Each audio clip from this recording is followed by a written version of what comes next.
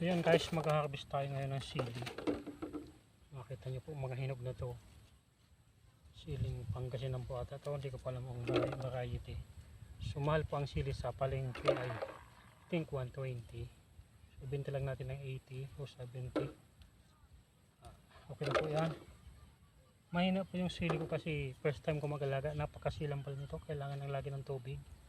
So next time kailangan natin talaga makaproduce ng water system. Wala tayong water system, naghihinog na po.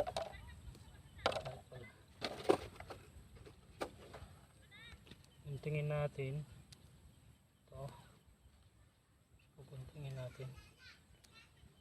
Nakita nyo po, ginugunting. So natutuyo na dahil laging kulang sa tubig, pero ito naman ayan.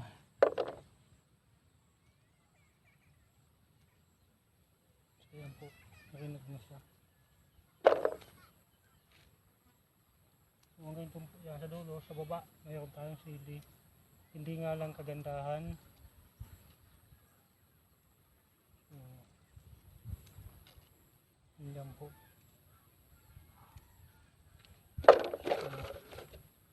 So, maka 2 kilo tayo. Try natin maka 2 kilo.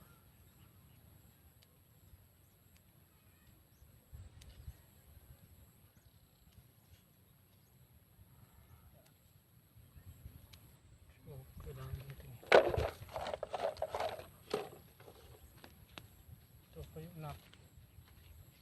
Ito siya. Dahil sa init.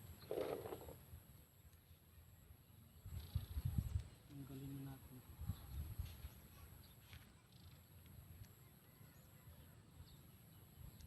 Ayan.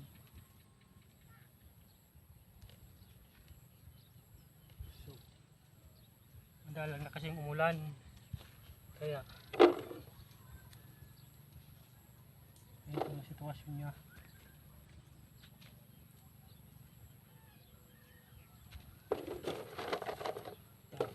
Atong lagyan ng talong.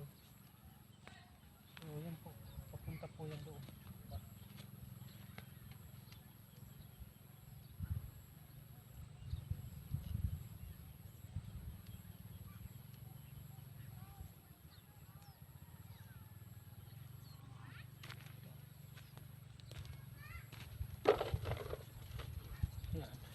So, huwag pong kalimutan mag-share, follow, and subscribe. So, patuloy po natin ang pag-harvest. Hanggang doon po sa baba. Hanggang po sila sa katalong o sa baba. Salamat po.